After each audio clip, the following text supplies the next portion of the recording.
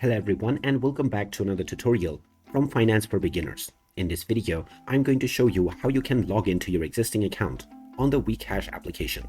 So let's get started right away. First of all, open up the Wecash app on your device, and after you are taken into the homepage, you can either sign in using your Google account or you may sign in as a guest as well.